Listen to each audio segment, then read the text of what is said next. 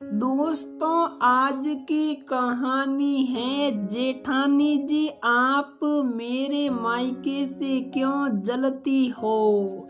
दोस्तों, कहानी शुरू करने से पहले अगर आपने हमारे चैनल को सब्सक्राइब नहीं किया है तो सब्सक्राइब कर लीजिए ताकि आपके पास पहुंचे हर नया वीडियो।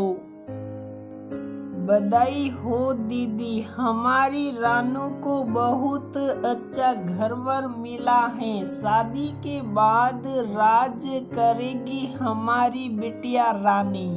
नेहा सहकते हुए अपनी जेठानी माया से बोली। माया ने फीकी हंसी हंस कर कहा, हाँ सो तो है। नेहा को थोड़ा अजीब लगा। रानू बिटिया की शादी इतने बड़े घर में पक्की होने पर भी जेठानी जी खुश नहीं लग रही हैं। इतने बड़े घर से खुद सामने से रिश्ता आया है, न कोई मांग है, बहुत अच्छे लोग हैं, सादगी से ही शादी चाहते हैं, तो माया दीदी खुश क्यों नहीं है। फिर नेहा ने सोचा कि दीदी तो मुझसे हमेशा ही नाराज रहती हैं, शायद इसलिए मुझे अपनी परेशानी नहीं बता रही हो।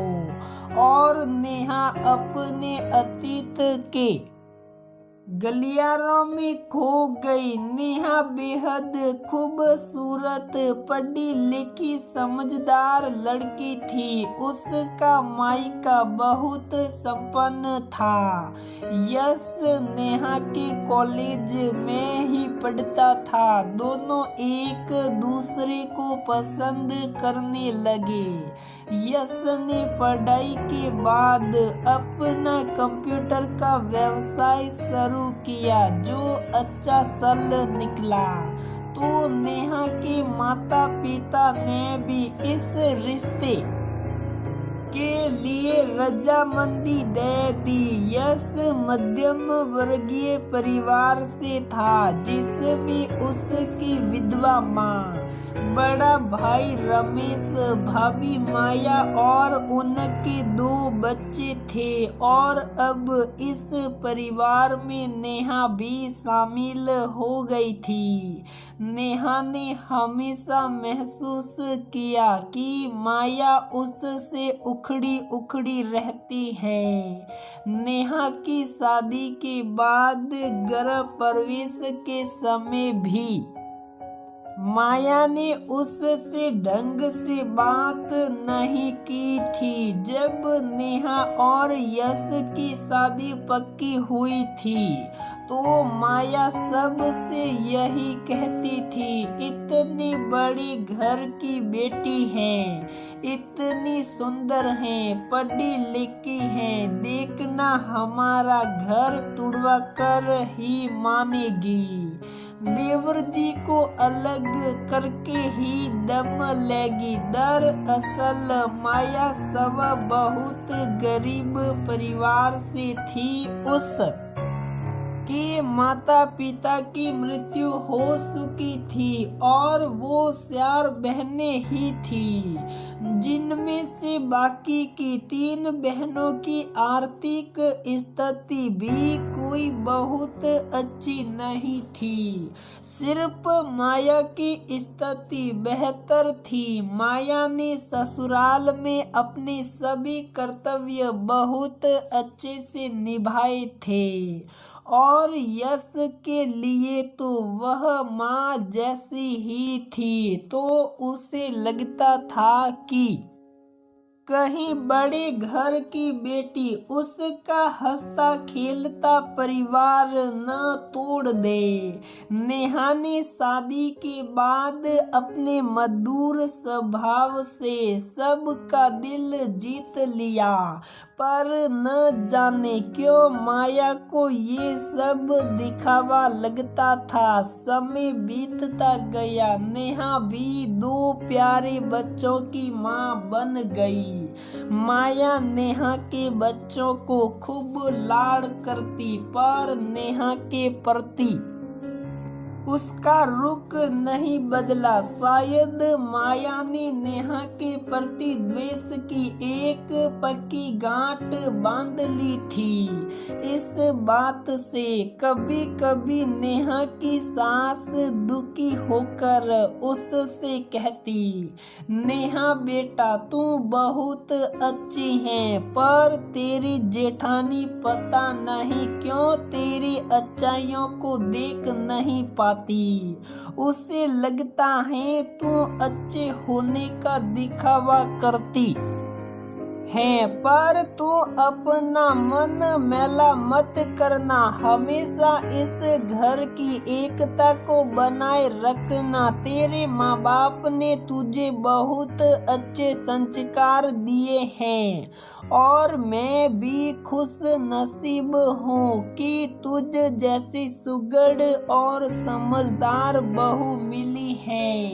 नेहा मुस्कुरा कर कहती, माँ जी मेरे घर में यही सिखाया गया है कि परिवार घर के सभी लोगों से मिलकर बनता है। परिवार के सभी सदस्य व्यवहार में एक जैसे हो ये जरूरी नहीं, लेकिन हाँ उनको एक साथ जोड़े रखना ही उस परिवार को खुशहाल बनाता है। परिवार में मतभेद हो पर मन में भेद नहीं होना चाहिए। आप चिंता ना करें माँ जी, मेरी तरफ से आपको कभी कोई शिकायत नहीं मिलेगी और हुआ भी यही। नेहा ने कभी किसी को शिकायत का कोई मौका नहीं दिया।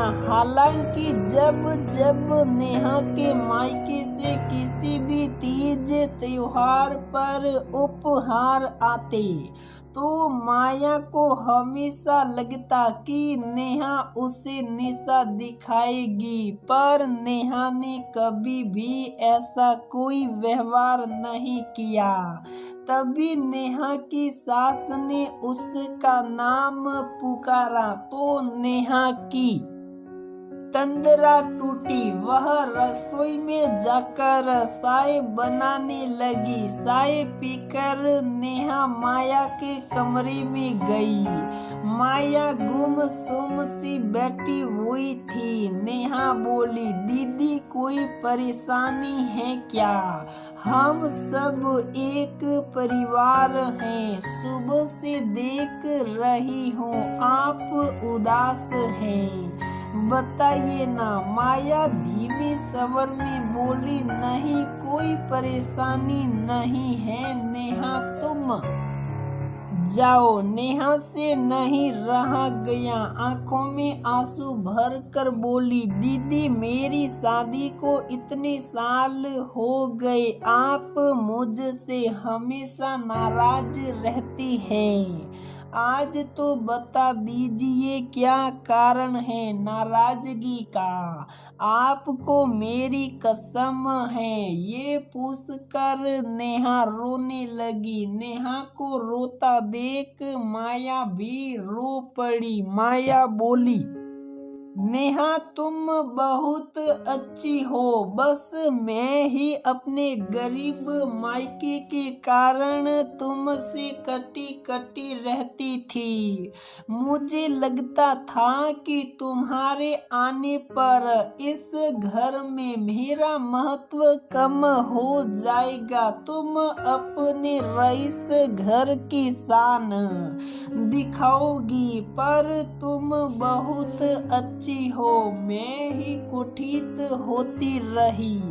कुछ देर रुकर जब दोनों के दिल का मेल धुल गया। तो नेहा ने कहा, दीदी अब बताओ वाकई में परेशानी क्या है। तो माया सुबकते हुए बोली, नेहा तुम तो मेरे मायके में बहनों की आर्थिक स्थिति जानती हो और मेरे भाई भी नहीं है। रानू का भात कौन भरेगा, यही चिंता मुझे खाई जा रही है। नेहा आंसू पोंछ कर बोली, दीदी बस इतनी सी बात है, आपके भाई नहीं हैं तो क्या हुआ, मेरे भाई भी तो आपके ही भाई हैं। मेरे भैया रानू की शादी में भात की रस्म पूरी करेंगे। रानू उनकी भी तो भांजी है। हम सब एक परिवार हैं दीदी, और परिवार हर सुख और दुख में हमेशा एक साथ खड़ा रहता है।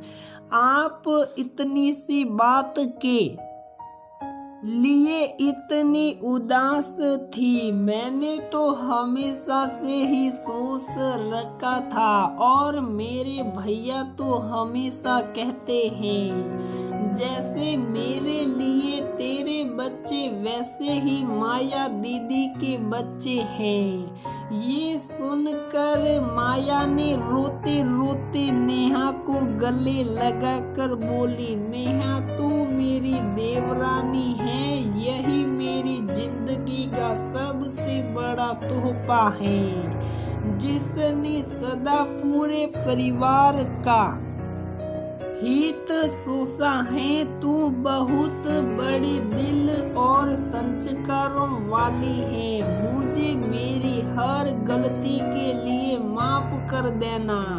तू सदा खुश रहे। और माया ने नेहा पर आशीषों की झड़ी लगा दी।